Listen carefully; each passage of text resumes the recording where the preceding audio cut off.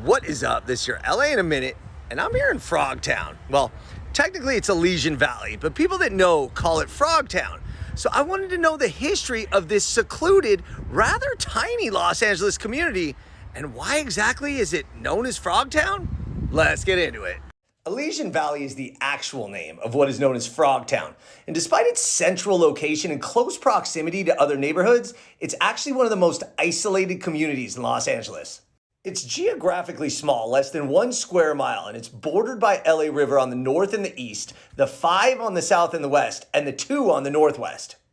It's that sense of isolation plus the fact that Frogtown is notoriously mixed zone that give it its charm. You'll have restaurants right next to warehouses across the street from residential single-family homes. But what about the frogs? Why is it called Frogtown? The name comes from the frogs that emerged from the grassy banks of the LA River on a foggy morning, May 29th, 1954. Frogs came up from the river by the thousands, sending them across streets, sidewalks, and even into people's homes. Locals had stories about finding frogs everywhere on the ground, on their car windshields, outside their doorsteps. And for the next couple decades, whenever it rained, these frogs, which were actually toads, sensed the difference in the moisture in the air, and they came out of their burrows. They burrowed underground, and they made their way to the river to start breeding.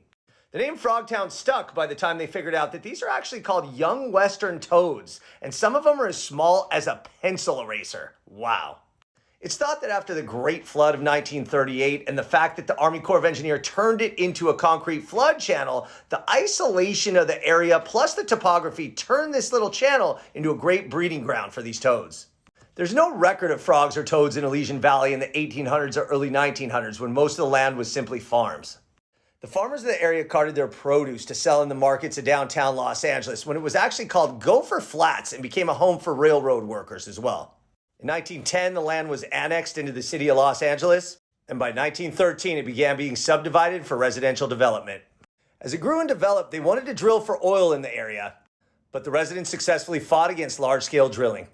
And that protectivism has been a legacy of Frogtown, as perhaps due to the isolation, creativity is at a premium, and artists such as Michael Todd have ushered in the fantastic art community of Frogtown. Continuing that tradition is the Frogtown Art Walk, as well as the Elysian Valley Arts Collective. Now, gentrification has been a huge issue for Frogtown, especially with the river revitalization project, but many residents continue to fight against the, quote, inexorable change that would happen. Another inexorable change is that the frogs are gone. Well, at least the toads are, as they've been replaced by American bullfrogs. Frog Leg Farms, which was a huge business in Los Angeles in the 30s and 40s, once raised American bullfrogs. But when they closed up shop, they released their inventory, and those frogs naturally gravitated towards the LA River. Turns out that the American bullfrog is an invasive species, and one of the things that they like to dine on, is western young toads.